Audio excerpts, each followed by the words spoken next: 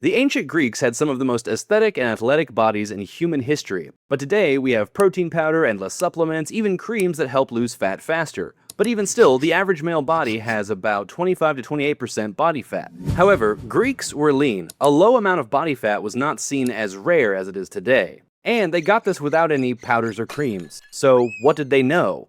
After digging through their training methods, philosophy, and diet, I found a fat loss system that looks surprisingly different from what most people do today. The first thing to understand about fat loss is how the Greeks actually trained, because this is what most people misunderstand. So every Greek city had something called a gymnasium. Imagine it like a community center, except instead of a coffee shop downstairs, you had running tracks, wrestling pits, and philosophy lectures. Basically like a really old gym without equipment. And the more interesting thing is the Greeks started training there at just 7 years old. I mean, they basically handed kids an entire fitness facility and said, have fun, but what were they actually doing there? They didn't have a push, pull, legs day, it was everything. Running, jumping, wrestling, boxing, discus, and even javelin. The ancient writer Philostratus described athletes lifting bulls, pulling plows, and swimming in open water to build their whole body, so honestly, they weren't giving their bodies much of a chance to store fat. Okay, Baron, that's what the Greeks built into their culture, but what about the actual workout routines can I actually copy? That's a great question, and to be fair, the exercises were different, but the benefits were pretty much the same as what you're trying to get from your workouts today. But here's what makes a difference.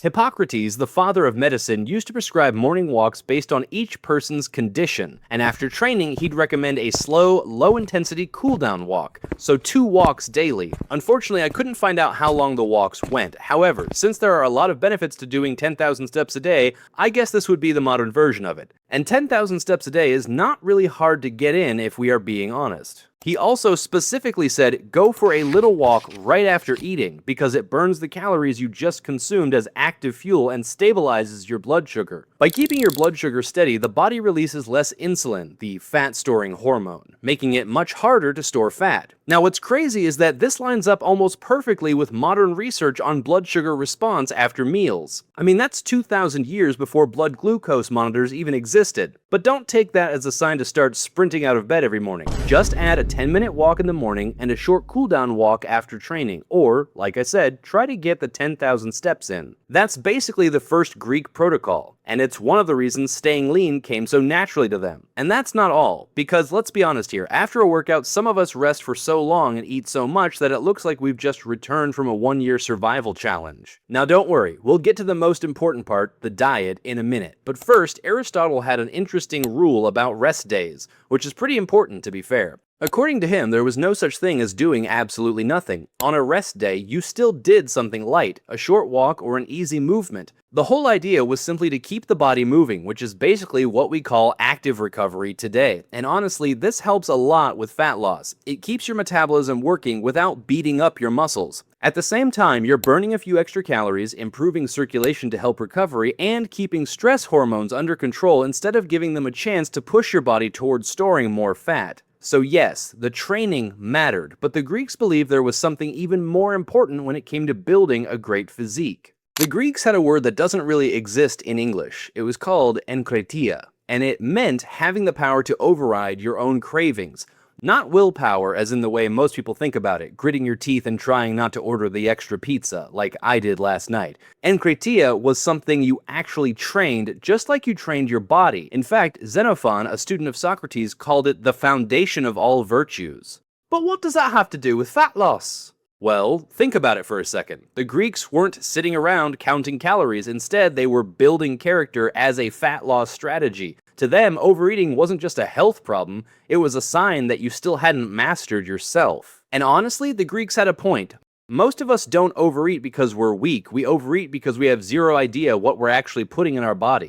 For example, we forget to count the sauces, the olive oil we use, and much more. And that's how our meals end up having more calories than we think.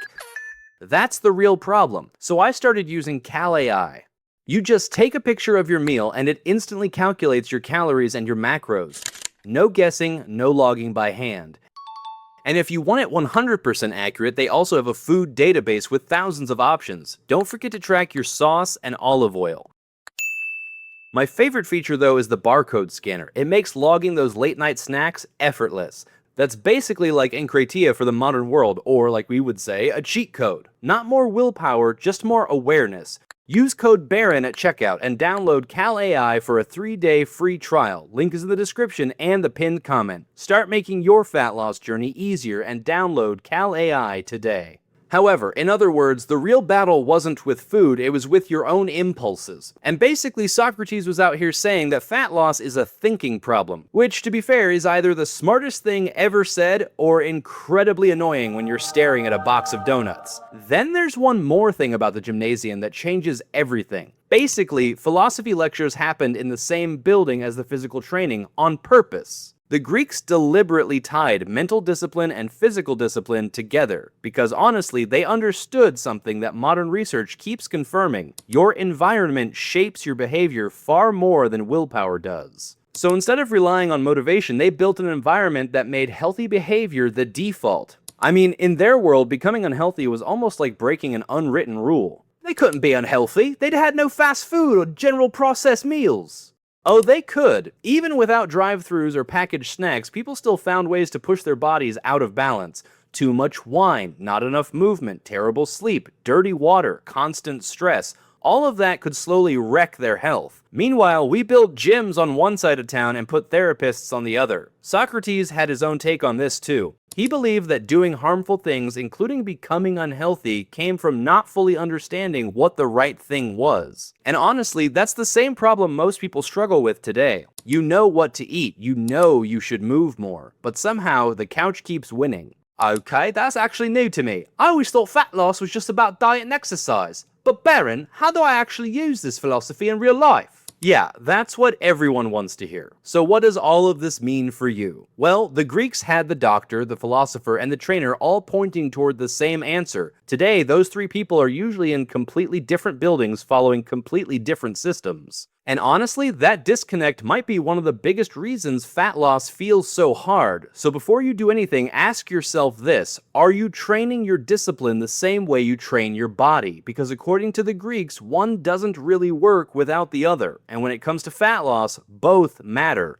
But we're still missing one important piece of the puzzle, because training and discipline were only parts of the equation. The other thing the Greeks paid an incredible amount of attention to was their diet. Now, not every Greek followed this diet perfectly, but most people ate pretty close to it, and honestly, the first time I heard it, I thought there's no way that's enough food. I mean, just 2 meals a day. For those 2 meals, they had a light meal at dawn called ariston. Usually that meant olives, cheese, honey, some bread, and maybe a little fruit. Then, later in the afternoon or early evening, they'd have their main meal called deipnon. Now here's what was actually on the menu. A lot of eggs, fish, or meat, legumes like broad beans, chickpeas, lentils, peas, and of course plenty of olives. They also ate seasonal vegetables like arugula, asparagus, cabbage, carrots, cucumbers, figs, and olive oil. But meat was pretty rare, and honestly it's not for the reason most people think. In many city-states, slaughtering larger animals was closely tied to ritual sacrifice. Most meat people ate came from animals that had been offered in a religious ceremony, which turned meat into more of a special occasion food. Not because the Greeks were trying to avoid it, it just wasn't showing up on the dinner table unless something important was happening. But Baron, if they weren't eating much meat, how were they building muscle and strength? So they combined steady protein from plants and dairy with occasional meat and a ton of physical work. No one was counting macros, but the stimulus, hard daily movement, and the raw materials, enough calories and protein from many sources, were there. In other words, they didn't need a chicken breast with every meal because their environment forced their bodies to adapt. Strength was a side effect of how they lived, not a special bulking phase they had to plan. But you still may be wondering, now that we know all this, how do we really apply this in our life? Well, as I've been saying throughout the video, it wasn't just the training. Movement was built into daily life. Philosophy trained the mind and the desires behind it, and the food was simple, real, and naturally limited. They didn't need a diet plan because, in a way, the whole system was the diet. So what should you actually take away from all this? Well, obviously you can't rebuild ancient Greece, but you can copy the structure and mindset behind it. Try eating within a consistent time window. Keep your meals simple and made from real foods. Add a morning walk, and stop treating movement like something you have to find time for. Make it part of your normal day. And start working on Enkrateia. Don't try to crush every craving overnight. Just get a little better at resisting them each day, and over time, those cravings start getting smaller. And that's it for today. If you want to make your fat loss journey easier, use code BARON and download CalAI today for a 3-day free trial. Thanks for watching, and I'll see you in the next one.